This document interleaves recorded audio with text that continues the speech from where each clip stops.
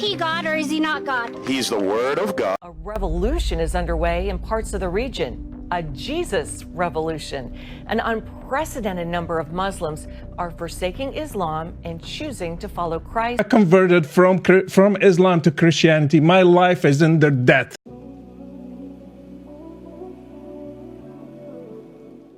Faith is rising in the most unexpected places, particularly within challenging environments like Gaza. The revelation of Jesus Christ, which God gave him to show to his servants the things that must soon take place. Or perhaps it could be said that Jesus' return is drawing closer than ever. Thousands of men, women, and children in Gaza are sharing testimonies of dreams and visions of Jesus' encounters so powerful that they could not keep silent. This sets up the central premise of the time we are looking forward to, focusing on extraordinary encounters and their compelling nature. From personal visions to testimonies of peace and healing, these accounts invite us to reflect on how light shines brightest in darkness. Could this be a glimpse of a greater awakening taking place around the world? Join us to witness firsthand eyewitness experiences, explore their profound spiritual meaning, and discover the extraordinary message of hope actively reaching across the Middle East. Blessed is the one who reads aloud the words of this prophecy, and blessed are those who hear and who keep what is written in it, for the time is near. If you'd like to unlock deeper truths from the Bible, build your faith, and support our mission to glorify God, go ahead and subscribe to our channel. The stories of the visions in Gaza make one pause and wonder, what is God doing in the midst of humanity today? A person who witnesses another person collapses in the middle of the street can only raise his phone to film, not out of malice, but because his heart has become numb to the pain of others. In an interview with BBC, French sociologist Etienne Lafont once said, "We are living in an era where people pay the price of loneliness in exchange for comfort. When the heart stops hurting, it is no longer progress. It is tragedy." That saying is like a cold knife that pierces the truth. The more civilized the world is, the more people lose the ability to feel. And it is in that numbness that we begin to realize another hunger, a spiritual hunger. The appearance of God in Gaza has opened a new secret that the Bible has never mentioned. So what is that secret? Heat up here. Most versions of the New Testament only describe the early years of Jesus' life, 0 to 12 years old, and the period from when he began his ministry onwards, 33 years old, onwards. No version mentions what he was doing from the ages of 13 to 32. No one knows where Jesus went or what he experienced during his teenage years. People have theorized, did he study in Greek monasteries, or did he go to India to study? Some believe he went to Tibet, Japan, and even England. All ask the same question. Did the Son of God need to study to become the Son of God? A large gap in the life of the Savior. Why? Hence the unknown years of Jesus, which is the period of time in the life of Jesus that is blank in the New Testament. The last story about his childhood is the found in the temple at the age of 12, recorded in the Gospel of Luke. The boy Jesus talked and asked questions about God with the teachers in the temple. Everyone was surprised at him. He said he must be in his Father's house. Luke 2:41 declared, "Every year Jesus' parents went to Jerusalem for the festival of the Passover. Then he went down to Nazareth with them and was obedient to them. But his mother treasured all these things in her heart." Luke 2:51 declared, "And Jesus grew in wisdom and stature, and in favor with God and man." Luke 3, which immediately follows, is the baptism of Jesus, marking the beginning of his mission as Messiah. There is absolutely no record in the Bible of Jesus' activities, from the temple incident to his baptism, ages 12 to 32.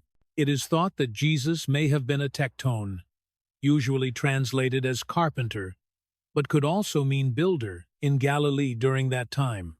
But it is probably not that simple. The point is, if we look at the main storyline on the borderline of two countries, we see a very complete record from his birth to his journey of seeking and eventually attaining enlightenment, starting to save people, teaching, to his death. Very complete, detailed. We can see clearly how Jesus' journey of seeking wisdom unfolded. Sometimes the sun does not need to be visible at all hours of the day to show that it is shining. In the same way, God does not need to be seen to show that he is at work.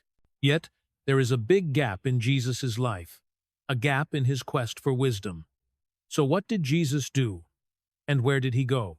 We are used to thinking of God as powerful, thunderous, appearing in a flash of light. But the God of the Bible chooses to come in silence, like a seed in the ground, like an embryo in the womb. God chooses to remain hidden in preparation for revelation. Jesus goes to Britain. Some Arthurian legends claim that Jesus traveled to Britain as a boy, lived at Priddy in the Mendips, and built the first wattle cabin at Glastonbury. Camelot and the Vision of Albion by Jeffrey Ashe, 1971, ISBN 0434-034010, page 157. Blake may be referring to one of the odder offshoots of the Arthurian Grail imbroglio, the belief that Jesus visited Britain as a boy, lived at Priddy in the Mendips, and built the first wattle cabin at Glastonbury. This tale seems to have arisen quite. Jesus goes to India and Tibet. In 1887, Russian war correspondent Nicholas Notovich claimed that while at the Hemis Monastery in Ladakh, he discovered a document called Life of Saint Isa, best of the sons of men, Isa being the Arabic name for Jesus in Islam. Notovich's story, along with a translation of the Life of Saint Isa text, was published in French in 1894 under the title La vie inconnue de Jésus Christ, The Unknown Life of Jesus Christ. You can try it on Archive, which has the full text of the Life of Saint Isa, which tells the story of Jesus' life during that gap period.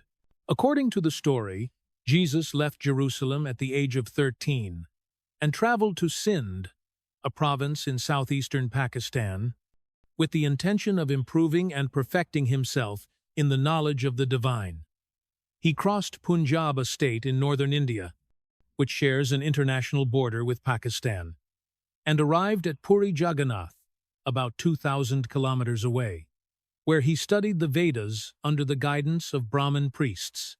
He spent 6 years in Puri and Rajgir, near Nalanda, the ancient center of Hindu learning. He then traveled to the Himalayas, spent time in Tibetan Buddhist monasteries, studied Buddhism, and returned to Jerusalem through Persia at the age of 29.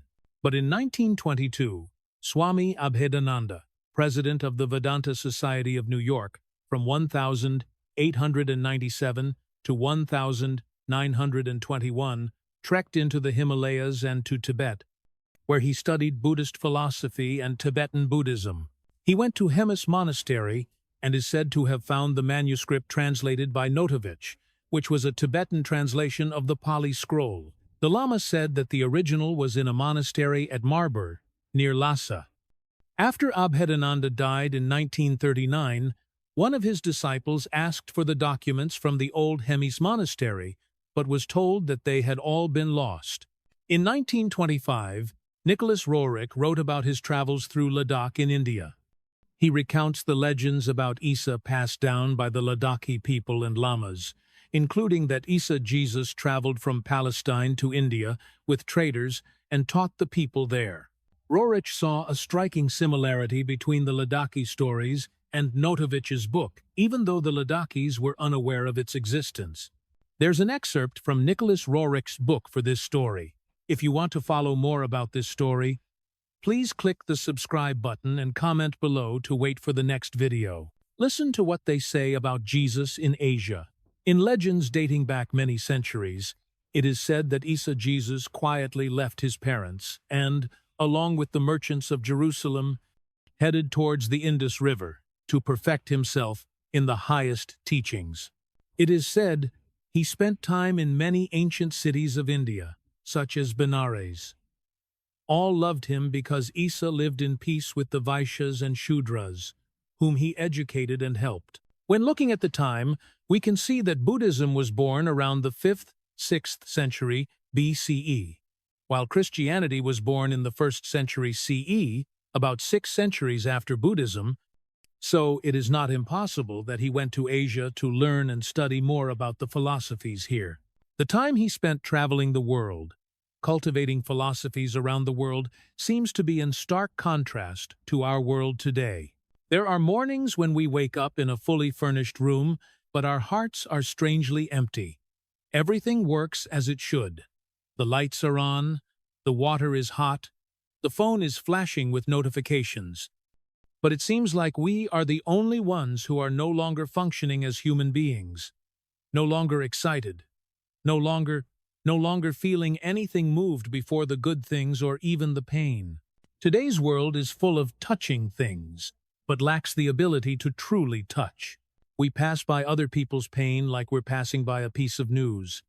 We laugh in front of the screen, but our real tears have long since dried up. Even joy has become mechanical, like a programmed reflex. And in the midst of the hustle and bustle of life, we realize a heartbreaking truth. Humans are gradually losing the ability to be human. Not because we don't know how to love, but because we're afraid to love. Not because we don't believe anymore, but because we're afraid of being hurt when we believe. Fear makes us shrink, build a cold shell to protect ourselves. Then, one day, we no longer know how to step out of that shell. Perhaps the world has never been as connected as today, but it has never been so lonely. People find each other through the network, but avoid meeting each other through eye contact. We say thousands of words, but rarely one is true. We rush to follow new announcements, but no longer hear the whispers of our own souls. In that noise, people gradually forget that emotions are the breath of the soul. When the soul no longer knows how to vibrate before beauty, before suffering, before grace, it is like the lungs no longer know how to breathe. We still live, still laugh, still go to work, but inside is a peaceful, quiet, and prolonged death. The indifferent world is not formed in a day. It starts from the smallest moments. When we stop caring about someone's sadness, when we choose silence instead of saying a sincere word, when we let our hearts freeze to things that should make us cry. Little by little, we lose the ability to feel the light. And then, we also lose the way back to ourselves. From there, we seek emotions from external things. The louder the music, the stronger the images, the more extreme the experiences. But all just to fill the emptiness inside. We forget that true emotions do not come from stimulation, but from encounter. Not from encountering an object, but from encountering another soul. And it is at this point that we begin to hear a small, vague, yet persistent sound. A call from deep within the consciousness, where people still yearn to feel, to live again, to truly love. That call does not belong to any era. It transcends all systems, all philosophies, all doctrines. It is the soul's call to the one who created it. Perhaps it is time to be honest. We do not need more healing methods, no more self-discovery courses. We need someone who can touch this numb heart and make it live again. We need someone who can cry with us, who can suffer for us, who can love to the very end, not to soothe the emotions, but to change their emotions. The numb world cannot save itself, but in that dryness, the thirst for redemption is rising, for a love real enough to melt the ice, strong enough to lift, gentle enough to heal. A love that does not come from humans, but from the one who is beyond humans. The answer to the lost years does not lie in distant lands, but in the mystery of the Incarnation. God chose to remain silent, to live like us, so that one day he could die in our place. Perhaps never before has humanity lived among so many sounds, and yet our hearts have remained so empty. Amid millions of communication signals, we still cannot touch each other. Amid countless brilliant images, our hearts are still as cold as ashes. The modern world seems to have lost the ability to vibrate. People talk about compassion, about peace, about love, but they speak in an emotionless voice, as if those things were just ancient memories. We are living in an era where people are connected by data, but separated by souls. However, it is in that void, where human emotions become barren, that the call of Christ resounds more strongly than ever, because he does not come to those who are perfect, but to those who thirst for healing. Not to give temporary emotions, but to awaken the dead heart, to revive in us the ability to love, the ability to feel, the ability to live as a real human being. When human hearts cool, God's love still burns. In every age, God has never stopped loving humanity. But there are ages when people have stopped feeling that love. The world's indifference does not begin with technology, but begins with the loss of the relationship with the Creator. When people put their reason and power on the throne, they cut off the flow of life from God. Like a branch cut off from the vine, we still keep a green shape for a moment, but inside, we have begun to wither. Christ came to reconnect that life. He did not just preach, but he lived as a stream of love that flows through all limits, touching the leper, sitting with the tax collector, crying with the man who lost his son, and forgiving the one who crucified him. In a cold world where people choose to remain silent in the face of the suffering of others, the image of Jesus bending down to wash the feet of his disciples becomes a challenging invitation. I came not to be served, but to serve, and to give my life as a ransom for many. Mark 10:45. All of his actions are fire, and it is that fire, placed in the midst of an indifferent world, that makes us understand what true love is. A love that knows how to give itself. Christ, who understands human loneliness. There is no loneliness that Christ has not experienced. He understands the loneliness of people when they still feel abandoned in the crowd. He was betrayed by his friends, abandoned by his people, hung naked between two robbers, utterly alone. In that moment of loneliness, he identified himself with indifferent humanity, with all the souls wandering in the darkness. On the cross, when Christ cried out, "Father, why have you forsaken me?" meant 27 to 46. He entered the depths of God's silence, the place where so many modern people are also drowning. He did not come to avoid loneliness, but to be there with us, transforming loneliness into a path of encounter. Because only when we dare to face our own emptiness can we hear the whisper of the one who is still calling us back. Christ does not heal by removing all pain, but by being with us in that pain and making it meaningful. Redemption, not escape, but rebirth. In an indifferent world, people seek temporary remedies, instant joy, recognition, achievement, power, pleasure. But all of these are like the wind blowing across the lake. They do not fill the void inside. Christ does not promise us an easier life, but a new heart. The redemption he brings is not a ticket out of suffering, but an inner transformation that enables us to love in the midst of suffering. He does not extinguish the indifferent world with force, but lights it up with love. Redemption, in the language of the gospel, is not just being forgiven, but being remade, returning to the original image that God has engraved in us. The image of a person who knows how to be moved, who knows how to have mercy, who knows how to bend down to the weak. The world does not need more strong people, but more hearts that have been resurrected.